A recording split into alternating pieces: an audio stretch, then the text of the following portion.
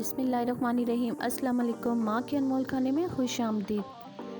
करेला चिकन बनाने की आज आपसे मैं वो रेसिपी शेयर करने जा रही हूँ जिसको बनाने का तरीका बहुत कम लोग जानते हैं, और जो जानते हैं वो जानते हैं कि कितना मज़ेदार रेसिपी है हमारी आज की। इसके लिए करेलों को मैंने मैश किया है, आप देख सकते हैं। अच्छी तरह से धोकर पहले से उनको रख लिया था।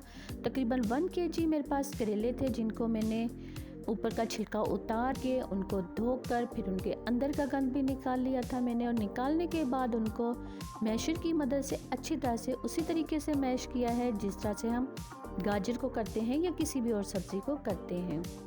1 कप गरम ऑयल के अंदर मैं अभी इसको शामिल कर रही हूँ। तकरीबन 1 kg ये करेले थे। मिक्स करने के बाद ऑयल के अंदर हमने इसको खूब अच्छी तरह से पकाना है। जिस तरह हम अमूमन करेलों को फ्राई करते हैं उसी तरह से हमने इन करेलों के मिक्सचर को भी फ्राई करना है। मेरे चैनल पर जो नए हैं सब्सक्राइब ज़रूर करें, लाइक करें, कमेंट्स में ज़रूर बताएं। रेसिपी अच्छी लगे तो शेयर ज़रूर किया करें। बेल आइकन के बटन को क्लिक करना तो मत ही भूला करें आप। यहाँ देखिए माशाल्लाह से आहिस्ता आहिस्ता करेलों की जो रंगत है वो तब्दील होती जा रही है। यहाँ पर हाफ टेबल स्पून में नमक का इस्तेमाल कर रही हूँ, जिससे बहुत ज़बरदस्त जायका बनेगा करेले के अंदर।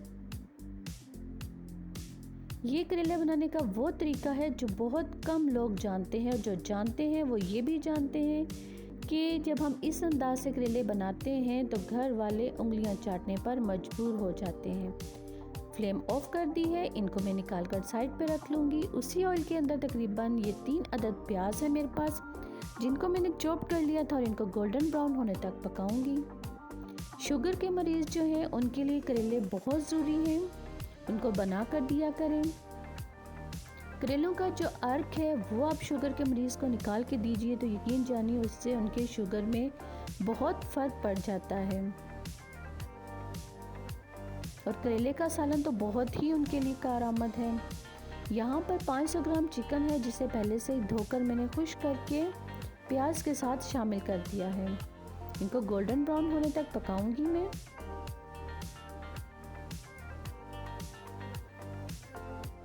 इनका कच्चापन भी खत्म हो जाए हमारी चिकन का। अच्छी तरह से आपने ऑयल के साथ इसे फ्राई करना है।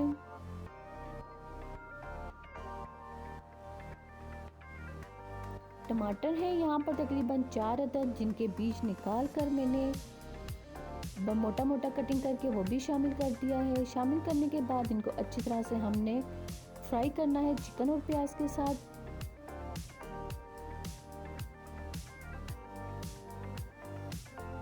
हांडी मसाला यहाँ पर 1 टेबल स्पून इस्तेमाल करूँगी मैं। हल्दी पाउडर तकरीबन 1 टीस्पून। हाफ टेबल स्पून यहाँ पर सूखा धनिया शामिल करूँगी। कोई ज़्यादा देख सकते हैं आप कि मैंने इसमें स्पाइसी मसालों का इस्तेमाल नहीं किया। हांडी मसाला बनाने की रेसिपी भी, उसका तरीका भी मैं आपसे शेयर कर चुकी हूँ। बहुत आसान है घर पर होममेड हांडी मसाला बनाना। यहाँ पर देखिए माशाल्लाह से कितनी ज़बरदस्त इसकी जो शक्ल है, जो इसका रूप है वो नज़र आ रहा है। अच्छी तरह से आपने इस मसाले को फ्राई करना है। हांडी मसाला बनाने के लिए वो तमाम मसाले जो घर पर आपके पास मौजूद होते हैं वो इसमें शामिल करके आप घर पर ख़ुद हांडी मसाला बनाइए। अपना बाज़ारी हांडी मसाला लेने की आपको ज़रूरत नहीं महसूस होगी। यहाँ पर जो हमने करेलों के मिक्सचर को अच्छी तरह से फ्राई करके रख लिया था यहाँ शामिल कर दिया है। शामिल करने के बाद मैं इसको अच्छी तरह से चिकन के साथ मिक्स करूँगी, फ्राई करूँगी।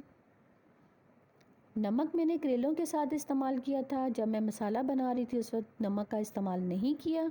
हाफ टेबल स्पून आप मज़ीद नमक का इस्तेमाल यहाँ कर सकते हैं। गरम मसाला पाउडर इस्तेमाल कर रही हूँ, तकरीबन ये हाफ टेबल स्पून है, जिससे बहुत ज़बरदस्त जायका आता है सालन के अंदर।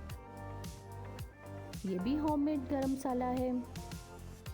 साबित गरम मसाला बाहर से लेकर आइए, उसे धोकर धूप में रख के या छाँव में रख कर खुश्क करके आप उसको घर पर खुद मसाला बनाइए। और यकीन जानिए जो उस मसाले की खुशबू और जायका आएगा वो बाज़ारी मसालों का नहीं आता।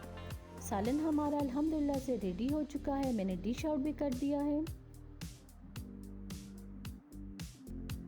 जब खाएंगे बनाएंगे तो मुझे ज़रूर याद रखिएगा और मुझे ज़रूर बताइएगा भी। मुझे